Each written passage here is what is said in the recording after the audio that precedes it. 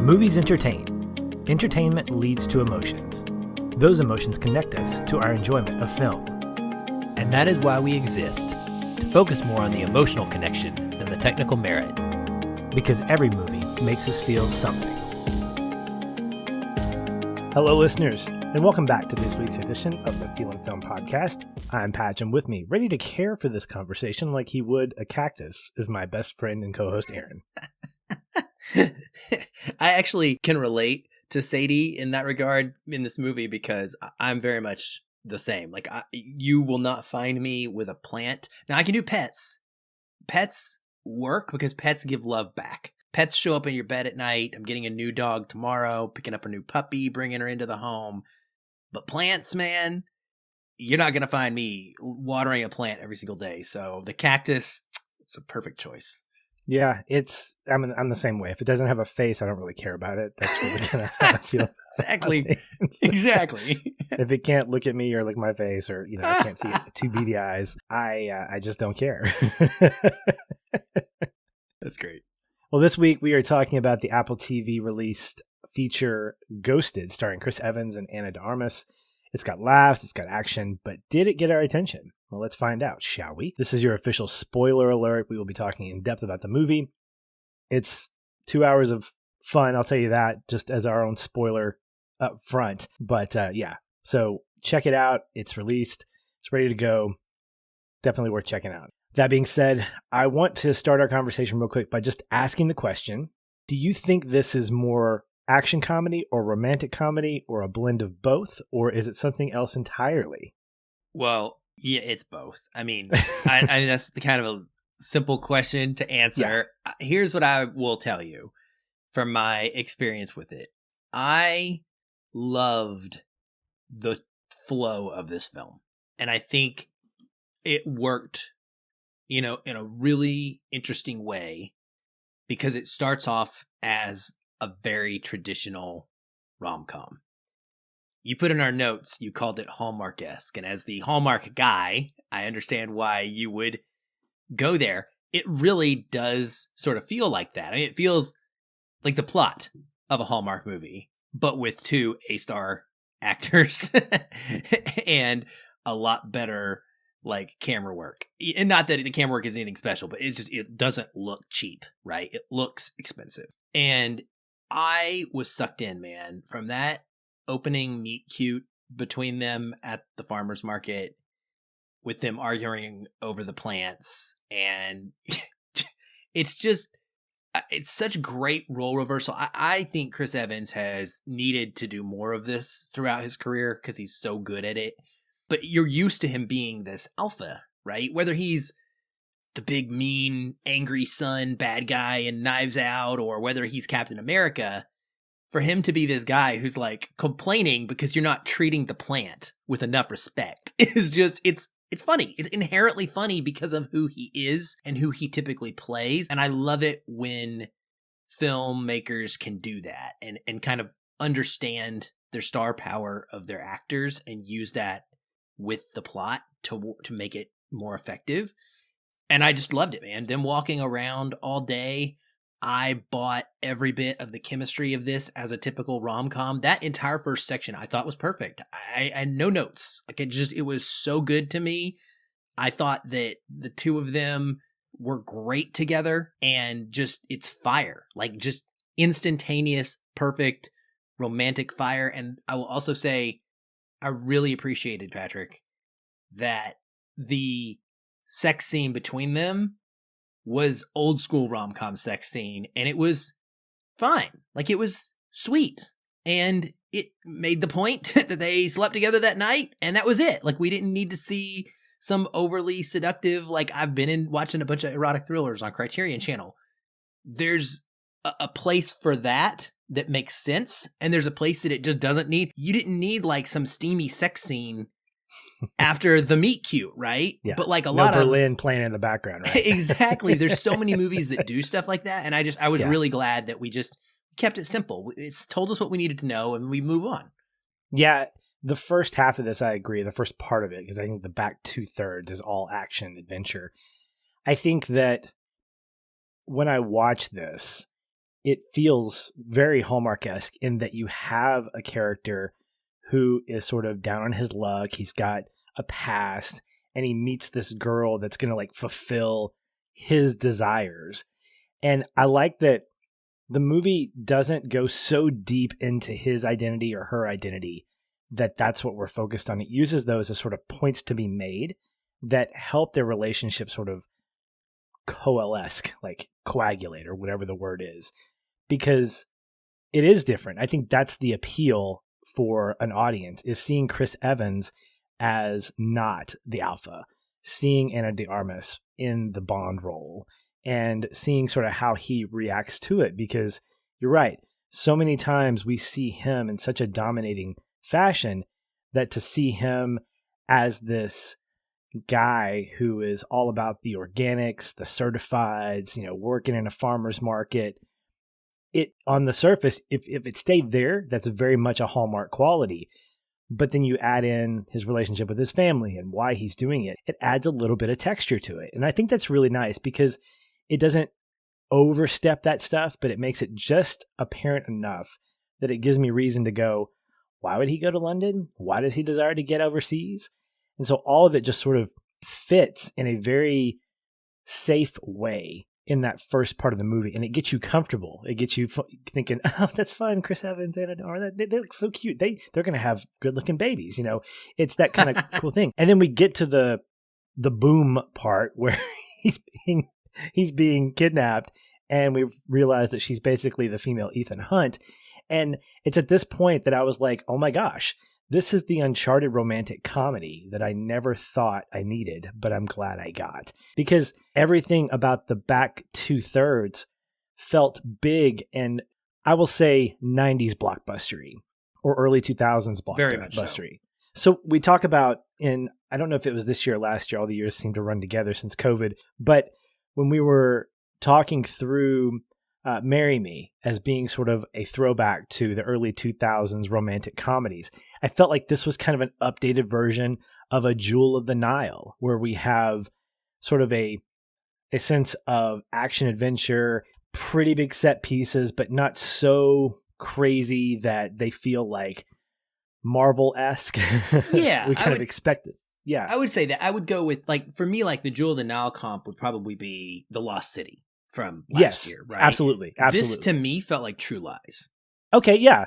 Great example. Great comparison there. Because the set pieces fit really perfectly, that it didn't look like Fast 7 or Fast 8 or Fast 9, where things have just gotten progressively bigger.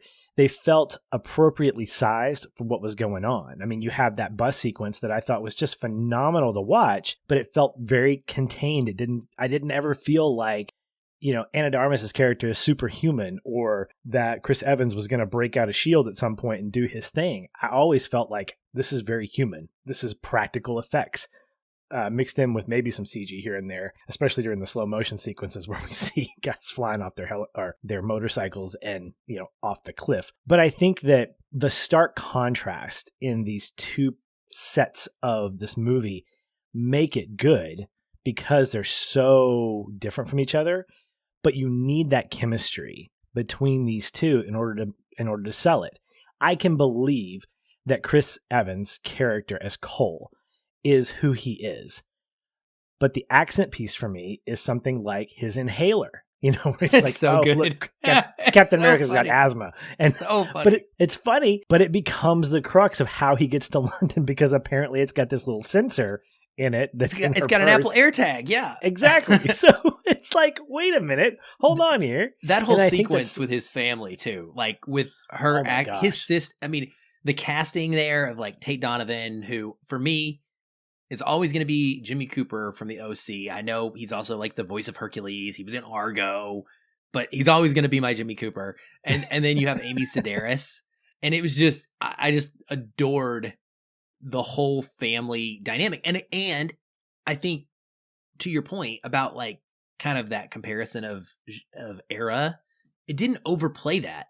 Like, they were there and they served a very brief purpose to kind of give us some information about who he was as a person. We learned that he's a hopeless romantic, and he has a habit of being needy and smothering. And I was like, I'm exactly like Chris Evans. I'm basically Chris Evans, guys. Like, that is my takeaway. So, ladies, we are the one and the same, right down to the sex appeal, obviously. So, like, you know, it was easy for me to like look at this character and be like, this could happen to me. I won't. Ana de Armas is not going to show up on my doorstep with a cactus or whatever. But like, I felt like it could, and his family helped really sell that for me, and that made the movie so much more fun. I think, to your point, Yeah. as we get into the action stuff, because he wasn't too bumbly. Because that's kind of what happens usually. You either get a character that is too much of a badass, where it's impossible to believe that person couldn't just save the day themselves, or they put that character in the light of being a complete and utter dope who is hopeless and completely incapable of even helping. But instead we get a perfect middle ground of that, and we get, you know, the predictable stinger of like him using his plants to say do something, and you know that's going to happen at some point, Right? But it worked. They did it well. Mm-hmm. Well, I think one of the things that you touched on is his family. I think this is where my heart went out with a lot of glee. Tate Donovan, I think, steals the scene every time we see him and the family. Love that he calls him coleslaw. I think that's fantastic. Yeah, I do. I'm so always dumb, going to know. Funny. And it is, but again, if there's a character in here that I relate to, it's Tate Donovan's character. It's that dad. I turned to my wife and I said, if Carson grows up to be Chris Evans in this movie, if he grows up to be a Cole, I'm going to be the one that does that. I'm hoping that he's not going to be texting girls like 15 times with emojis that don't count, apparently. That was great. That was great. That was great. And I love the running gags of these things, like the wrestling story and all that kind of stuff. But I think you're absolutely right. His family sets up that quirky dynamic. And you can tell how much they care about him. His mom is like, oh, you're a hopeless romantic. You're great. His sister's giving him crap, as a sister is supposed to do. And his dad's like, I believe in you, son. Whatever you want to do, you're great. Tate Donovan's always going to be Kevin Donaldson from Space Camp. I'm always going to remember him from that movie. And that's one that I'll quote for days and days because it's just a great, fun 80s movie. But watching how he, as Cole, how he and Darmas's character connect in those early moments, the banter, I think, is what we get connected to. Like that whole beef with the plant that becomes a running gag about how you can't take care of plants because you're never home. And then he's like kind of taking hold of the whole shop where the actual shop owner is like, that'll be $10. When she realizes that, I this. died. She's like, you don't even own this? Oh, so good. And then the plant falls and breaks. Oh my gosh. That's and she's perfect. she's like, please don't see that. Please don't see that. Please don't see that. When he's it's never brought up again. No, it's never he doesn't brought up see again. it. But as that bleeds into the next part, I think that I almost didn't want to go into this watching the trailers because I knew what the term was going to be. I think it would have been a fantastic reveal, but it was still really good because you basically have to kind of merge these two, not only genres, but you have to kind of create a plot that's going to cohesively feel like it's going to move into this. And so when he gets hunted down by, I believe it's Levesque's guys, yes, because they think he's the tax man. I wrote down in my notes, there are two things that happen way too much. One is the word the tax man getting said, and another is the word passcode. I'm tired. Yes. I did know, guys, so tired of hearing the tax man and passcode. But yes, I still don't understand why they thought he was the tax man. I didn't care. It was one of those things where you just accept it. So this is where I was a little not disappointed by any means, but this is where I felt like the level got lowered or where they lightened up on the formula. Because in an MI movie, in a Bond movie, you're gonna play deeply with the thing to be found, like the secret suitcase or the main villain. And I really felt like I don't think the writers and directors and the creative team would ever apologize for lightening up this part of the story, because the fact is, I think what they're doing is they're just using these as mechanisms to get to the end. Like they recognize that Cole and Sadie are the people we're following. We really don't care about Levesque, even though Adrian Brody's fantastic. I mean, I think he's just great in everything. He's okay in this, but he's not given enough to really kind of get deep into his character necessarily. But I think all these things, the bomb or the thing, him, all the henchmen and stuff like that, they're all meant to in service to these two characters. It's different from Mission Impossible or from James Bond, where the mission, the thing, is also just as important as the man or the group that are actually going after it. So we love seeing Ethan Hunt. We love seeing his team, but we also love finding out the mystery behind what X is. What is this thing about Ghost Protocol or whatever?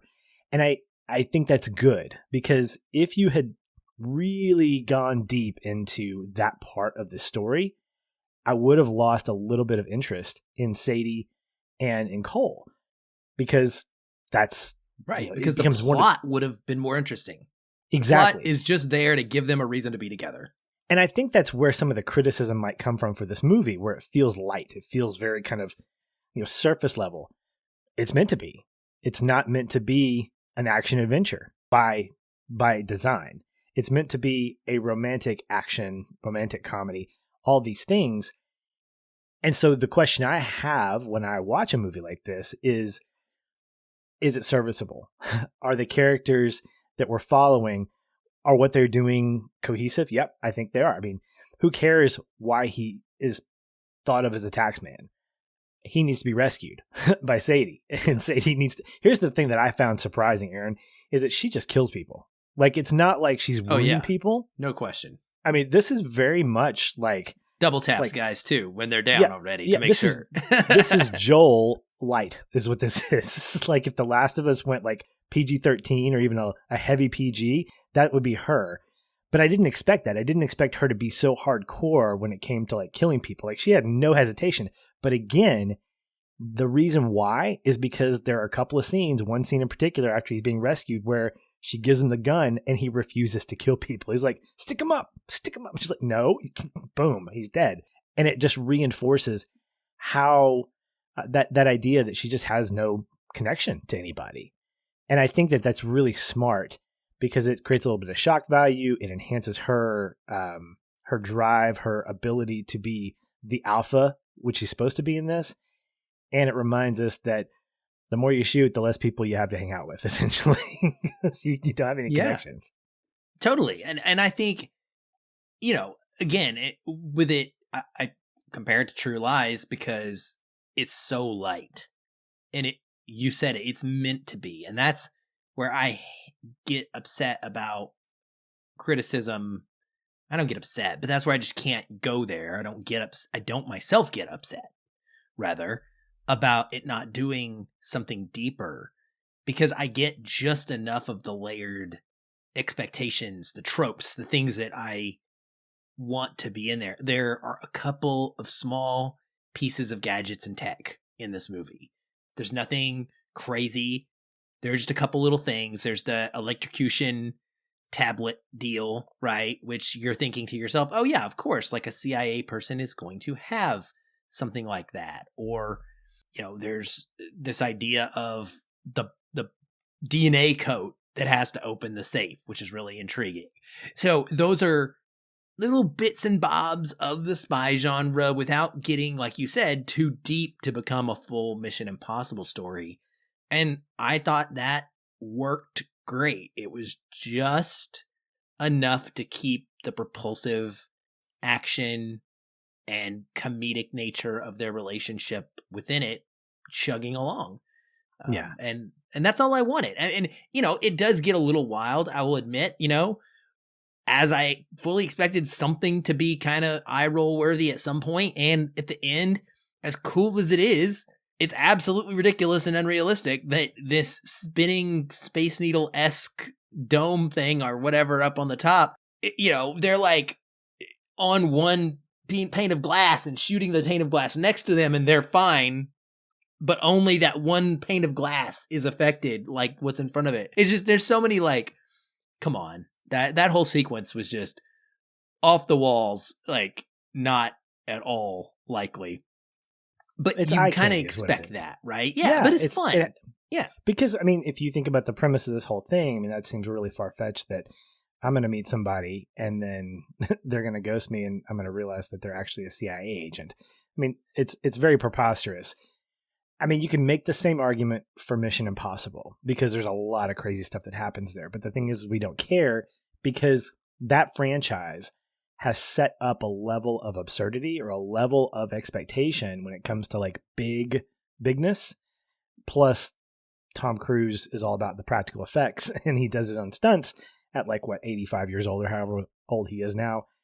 That when I watch the bus sequence, which is probably my favorite of the big action set pieces. I think it's really cool. It's really well shot. There's a lot of great blocking in it. It very much reminded me of a Fast and Furious movie, hanging out of the bus, and combined with speed. When you use a moving vehicle, you can be limited on what you do. The fact that she was driving backwards for half of the thing was just fantastic. And I think it put on full display like her capabilities as an agent. Whereas the spinning restaurant room, it started becoming a Gravitron at some point. I turned to Christian. I was like, oh, look, it's the Gravitron. I did that. I rode that at the State Fair a number of years ago and I had a lot of fun with it.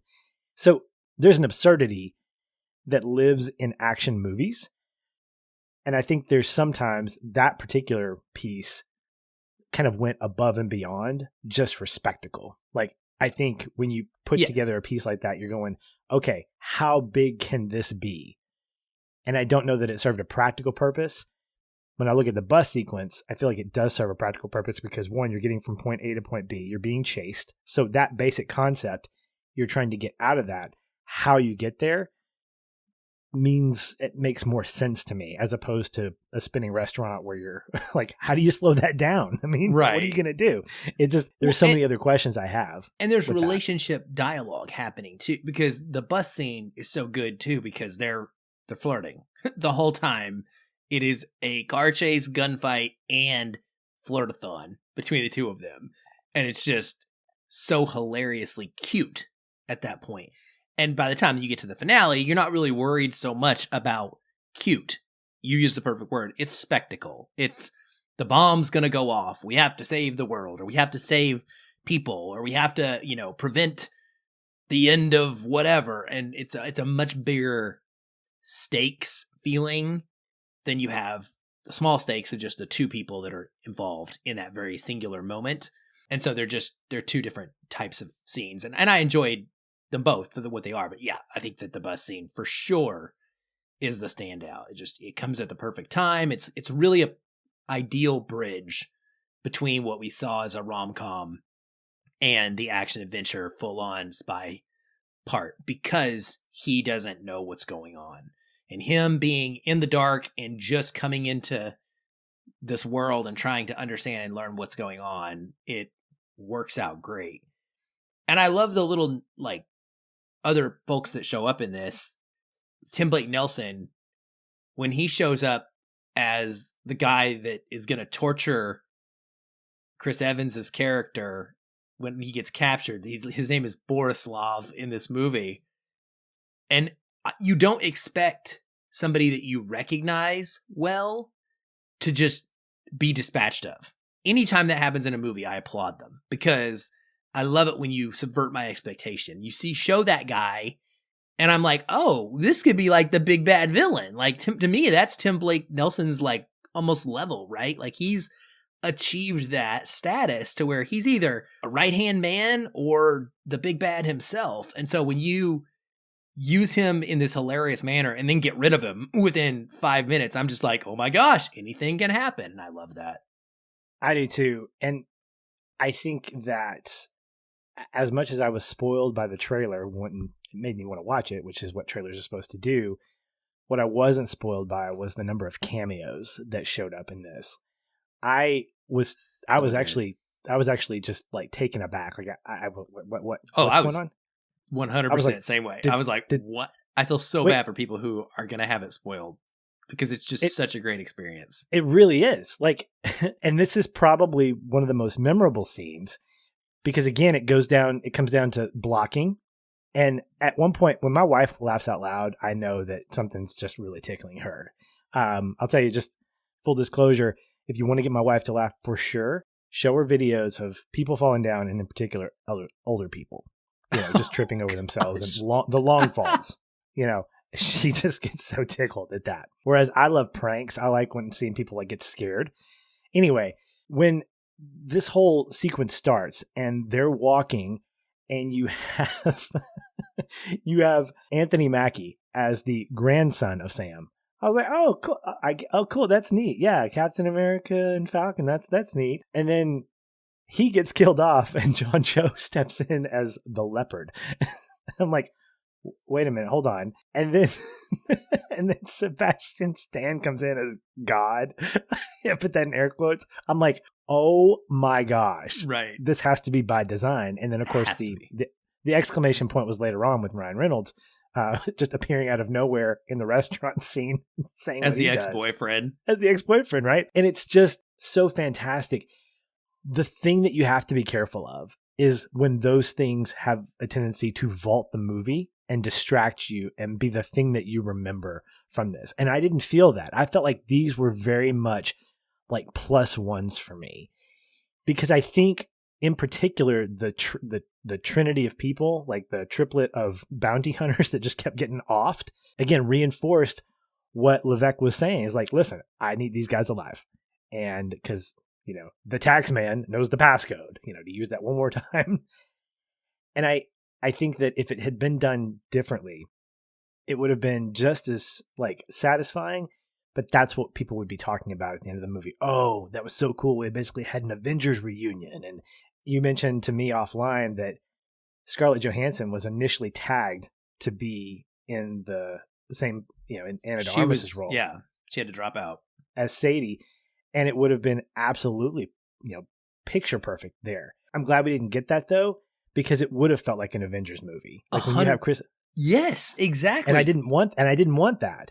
It wouldn't have been believable, because I would have thought, oh, this is like depowered Captain America dating Black Widow. That's what this is. Whereas Anna de Armas, I know they have chemistry. I know they've been in roles before with I was going to say Knives Out. They're in Knives Out together, but you don't think about that in the same way you would immediately. I think it's because the type of movie too. Because if you start seeing Chris Evans and Scarlett Johansson in action scenes in a spy movie, and she's a spy, I'm like, she's just being Black Widow, right? But This is not. This is the opposite of the type of characters they played in Knives Out. Yeah. So watching this whole sequence play out, and then watching, getting that real quick cameo with Ryan Reynolds, I think just added to the self-awareness that the creators were looking at for this. And again, this is why I think you shouldn't have to apologize for a lighter version of Mission Impossible, or maybe a heavier version of romantic comedy. And that's why I think this feels fresh to me, because it doesn't feel like two genres mashed together. It feels like an elevation of one and a throttling back of another, in order to make sure that those two pieces fit well together. Because when you have a romantic comedy, it seems impossible, as I use that word, to have Indiana Jones or Mission Impossible-esque type stakes. Wouldn't make sense. But if you only had romantic comedy level action, it would feel like a Hallmark movie. And that doesn't jive with these actors. It doesn't jive with the budget. And so when you walk into a movie theater, you can get that on Hallmark Channel. I want to get that on the big screen, metaphorically speaking, even though it's on Apple TV Plus. And I think that's why it works so well for me, because it gives me the best of both worlds without feeling like I'm cheating one or cheating the other. Yep, I completely agree. And it feels like a rewatchable to me. Mm-hmm. I always give some points and credit for that, where when I finished it, I wanted to watch it again. I was looking forward to watching it again. And it was a kind of movie that I know I can immediately recommend to people that I know. And I watch a lot of movies. I review stuff every single week, new releases. And there's a lot of the majority of movies I can't recommend to everybody. But I texted you while I was watching it, and I was like, we got to talk about this. It's not going to be deep, but it's going to be fun. And I know you'll enjoy it, and your wife will enjoy it. And I immediately texted my other friend, Andy, and I was like, dude, you and your wife are going to love this movie. And I texted my friend Tammy, and I'm like, you and your husband, you got to put this movie on. Like, you guys are going to just go, and that's the thing is, it's perfectly suited for people who don't need everything to be 6 layers deep of franchise storytelling that you have to know to catch all of the details, right? You just come in. This is a Friday night popcorn movie, man. This felt to me like the kind of flick that my dad and mom would get on a Friday night, and we'd come home. I don't know. When I watched it, I just got that vibe. Like, it was as if I had had pizza and I was sitting there with that bowl of popcorn, just smiling and laughing and giggling, and probably as a teenager just drooling over Ana de Armas, or if I, over Chris Evans, whoever, one of either way you win. They're both beautiful people. So yeah, it just, the mixture was just such a great balance for me. I think so too. And when I think about, we've had these conversations before, we don't need to rehash them, but we talk about movies as an art form and how they have to apparently either elevate themselves or be beneath something in order to find some kind of qualifying value. So it either has to be The Room, which is so bad it's good, or it has to be Oscar worthy, or something that hits you like in a deep place. It has to mean something. Like it basically has to be like Richard Dreyfuss. This means something. This is important. And I really want to see more movies like this that champion the fun, champion the entertainment of going to movies. When COVID happened and the movie theater shut down, people were like, why? Why go back? And folks like Christopher Nolan will say, every movie that I make should be viewed in the theater. And you can have that attitude. I mean, he makes great movies, and his movies are, quote, made to be on the big screen. Sometimes I think that's detrimental, because as a director, as a creator, not every movie is made for that. I think this is a movie that could fit well in both. I think it's great to watch going into a dark theater and experiencing all the big stuff. I think it's just as good on a great 4K television. But the experience of the movie doesn't have to live up to this. Well, it's not as good as, no, it's not. And it doesn't need to be. Well, at least it's not as bad as, nope, doesn't have to be that way either. It can be just that. And I think the accessibility of it is what we need to start championing. Is, can a movie like this be accessible? Do we need more of this? Yes, we do. The Lost City is another great example. Marry Me is another great example. These are movies that you can recommend to a wide base of people within reason and say, it's good. Go see it. And you don't have to say you need to see it multiple times. This is not a seeing streak for me. I don't expect it to be. I didn't expect it to be. I expected to laugh. I expected to be entertained. And it checked off those boxes just fine. And for movies to get degraded because they don't live up to a potential that they're not meant to, I think is really unfair. And I want to see more of these movies that are unapologetic about their regularness, because regular is okay. Regular is just fine. All right. Anything else before we wrap up this episode, Aaron?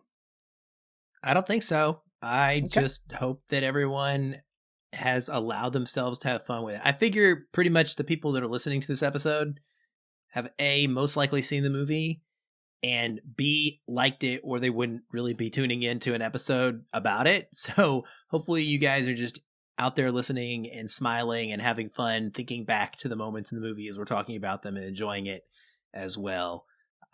I don't know. I think that this is going to have I'm really curious. I'm really interested to see what kind of Rotten Tomatoes difference this has. I know, I've seen some critic reviews and they were like 1 star, and I just shook my head. And I just have a feeling it's going to be one of those, like Super Mario in a way, that has a huge divide between like audience score and between the critical like reaction to it. So I'll be looking forward to seeing how that shakes out. But whatever, I had fun. I did too. And I'm like you, it'll be one that I pick up again at some point. And not before this week, because this week we are staying home. We are going to be covering Peter Pan and Wendy. So, listeners, this is a recommendation from Aaron. His words, David Lowery has yet to let me down. So let's put this on the schedule. And I will own that. You can go back and listen to our episode on the Green Knight. I don't know what else we've covered. I think I talked about a ghost story with Dawn at one point. Yep. Yeah. I love everything this man has made. Well, so there is a style, there is a point, there is a way in which he directs. I have not seen his full filmography. A Ghost Story is on my list to watch at some point. Because I know that it's gotten such high marks. Pete's Dragon. If you're Pete's Dragon, if you're looking for the comp, you gotta assume it's going to be Pete's Dragon, which most people believe is the best live action Disney remake. Okay, that's what he made. He did. Okay, he did. David. He did, and it was phenomenal. And Pete's Dragon. I thought that was David Lowery. He made the live action version of it. I was thinking Jungle Book. Jungle Book. Yeah, Jon Favreau. That's Jon Favreau. Okay. So yeah, I believe I can fly. No, I think it's going to be okay. We've already covered Air. We don't need to do that again. Anyway, yeah. So be looking for that next week, listeners. We're excited to have that conversation. At least one of us is, and I'm pretty sure both of us are, because I trust Aaron and his recommendations most of the time. All right, that'll do it for us. Aaron, thanks for a great conversation. We'll talk soon.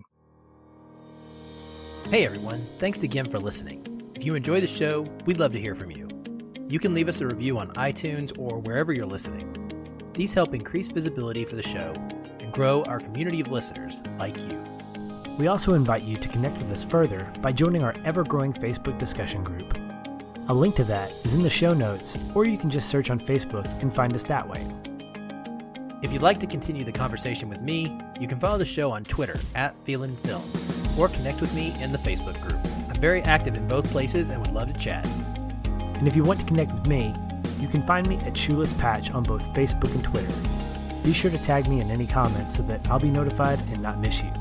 Once again, thank you for listening. We'll be back soon. Until then, stay positive. And keep feeling film.